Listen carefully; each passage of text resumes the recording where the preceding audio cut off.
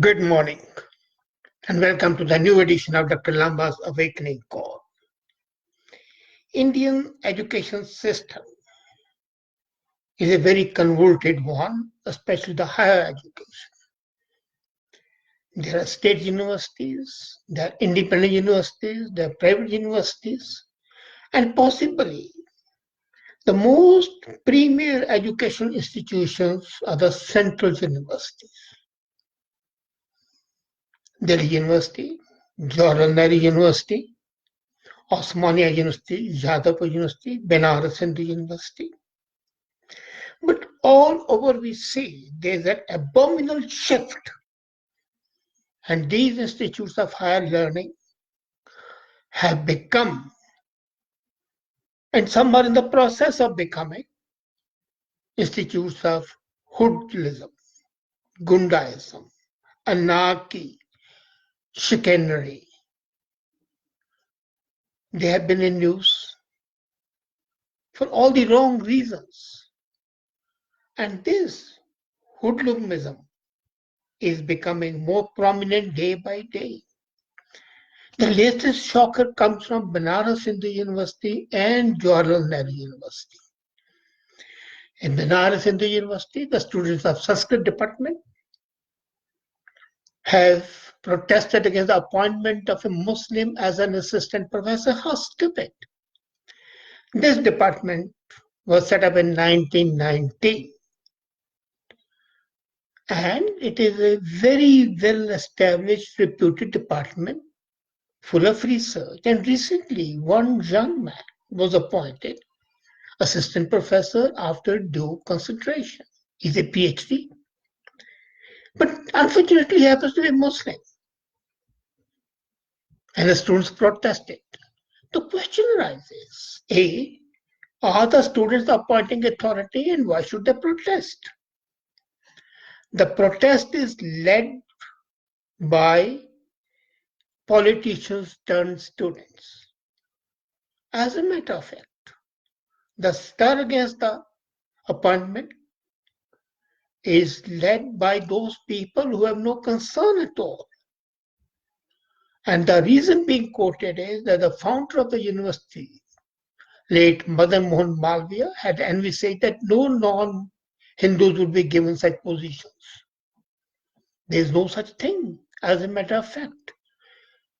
And the fact that this university was originally meant for Hinduism, promote Hinduism, Hindu culture, and it was meant for the students belonging to Hindu religion, Jainism, Buddhism, Arya Samaj, was good at that time. But when India became independent and the university was taken over as a central university, that division, that restriction goes off because it's against the constitution. No institution funded by the government, funded by the taxpayer, can be for exclusive use of one community. And this evidence which they are giving is saying more on hearsay. I know from a personal interaction with BHU that there is no discrimination against other religions. And if any restriction was placed by the founder, it will be in contradiction to the mission of the department, as then we say. The mission is very clear: to encourage the use of Sanskrit language and research in various fields of the literature, and to welcome comparative studies and scientific thought prevailing in different Sanskrit texts. Now, comparative, spreading, encouraging the use of Sanskrit, how can you do it if you limit Sanskrit to the Hindus only? And they're protesting because the Muslim student has done a wonderful job. He did masters in Sanskrit. He did his PhD in Sanskrit. So his appointment should in fact be welcomed. In the same way, in case you go further, beautiful bhajans of Hindus have been sung by Rafi, Talat, who are both Muslims. A great composer, Naushad, has set tunes to those bhajans. Ramayana has instigated great Urdu poets to write great poems. And I'm going to write an article today. I'm actually finishing it. How Ramayana has inspired Urdu poets to write good poems. So this protest against a Muslim being appointed as a professor is stupid and ridiculous. And then students are no judge who's to be appointed. And if this Muslim is not appointed a judge, would it encourage the spread and learning of Sanskrit? The answers are obvious. And the students are guilty working against the mission of the founder. Secondly, even if it was there, for the argument's sake, I accept that in 1919 this was a requirement, but 100 years have passed. What was there in 1919 is not valid today. The agitating students and the politicians who are supporting them are wrong on all counts in opposing the appointment of a Muslim scholar. And I'm again writing a note specifically on this purpose tomorrow morning. The other institution which has been used for the wrong reasons is Dr.Lamba University in Delhi. If I tell you something about this university, you'll be amazed. This university was set up by Nur Hassan, the then Education Minister of India, to encourage leftist thinking.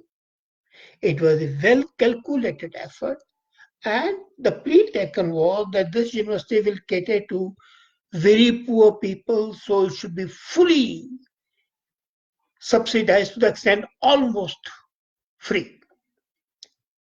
JNU has been subsisting on public taxpayers' money and for promoting leftist ideas, not for promoting nationalism, not for promoting education.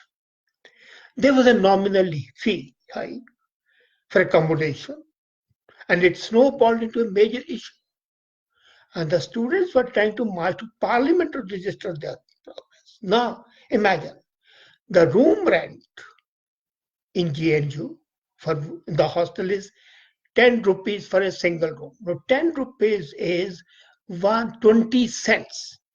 So 20 cents per month for a room, and this includes hydro, power, water, and maintenance charges. Can anything be more stupid? The same room outside would cost possibly 3,000 rupees. That is about $600. And a host of other facilities are equally free and they're included in $10. Food is subsidized to the extent that you pay 15 cents and have a great meal. The revised room rent was $300 rupees per month. And that is $6 per month. Less than 6, actually $5.85. And that covered electricity and everything. And this revision was done after a gap of 20 years. Have prices not gone up that? And then there was a strike, there was a noise, the whole city was brought to a standstill, people were injured, professors were heckled. The plea taken is that the university is meant for students coming from below poverty line, so they can't afford to pay more. Unfortunately, this is wrong. Even if I assume that they come from the present life, the poor people, they are not poor because they are being funded. Most of the students here are above between the age of 25 to 55. One of the leaders who was arrested yesterday is 45-year-old, imagine, still a student, and he has been a student for the last 25 years. He joined the university at the age of 20 and continues to be there. He is a full-time politician. So he is earning money outside and staying here, paying 20 cents for a room, hydro, water, and everything. A professional student and a professional politician. Then, imagine, Each student here who comes for his doctoral work is paid a stipend of $35,000. That is almost $1,200. Sorry, 35,000 rupees. That's almost $1,200 a month. And then if he's getting $1,200 a month, can't he pay 20 cents? It might boggles at the stupidity of the government, which is doing that. So naturally, they have no pressure to learn anything. And that is why they become professional students. There was a student here, Kanhaiya Kumar, who joined the university and made a name for himself for anti-national activities. He was charged with promoting terrorism. He was guilty of saying that India should be divided. And he was, for 8 years, studying before he submitted a doctoral thesis. And somebody asked him last month, well, what was the subject of the thesis? He says, I don't remember it. 8 years, he was getting 35,000, that's $1,200 a month, spending nothing, and then now he is a candidate to be a legislator. Can you believe that these very students who refuse to pay 20 cents a month for the room, free education, 12 cents for the food a day, that is in 50 cents, they enjoy their whole life, and they would go to a movie to spend $10 for the ticket, indulge in smoking, ticketing, gallivanting, and the famous eating places are buzzing with the students at the dead of the night. And they are living a luxurious life which a common man in India cannot dream of. So any excuse that they cannot pay the increased, nominal increased rent is just hogwash, and that's not acceptable. Now what happened? These students say that it is their constitutional right to agitate. Okay, but do they have a constitutional right to molest a lady professor? Do they have a constitutional right to stop the ambulances so that they cannot take the patients to the doctors? Do they have a constitutional right to agitate against the nation itself? Do they have a constitutional right to indulge and promote terrorism? Do they have a constitutional right to live off the taxpayers' hard-earned money? The main reason is the misplaced political activism is a political patronage. All these students belong to the parties which are politically strong. And today, there is a need for the Congress and the other leftist parties to defame the party in power. So why not use these students as a front to blame them? Now what's required? It's time for the government and the institutions to come down heavily. They should tell the students in Banaras, you are nobody to decide who should be a professor and who should not be. They should tell the students here, either you be here or throw them out. Nothing restricts the government from closing the university, and such universities need to be closed down. The political activity must be banned immediately, in totality. Teaching theory is wrong, but promoting anti-national activity is wrong. And you cannot molest the teachers. And no individual can be allowed to live off the taxpayers' money. Until and unless very harsh measures are taken, and you know that serious maladies need serious remedies. You cannot mollycoddle absolute gangsters, and they are gangsters who have turned these institutions of higher learning into institutions of hoodlism, gundaism, gangsterism. They are in fact mafias.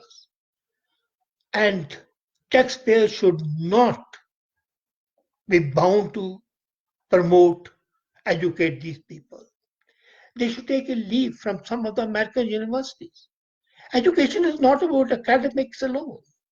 It's the development of the individuals.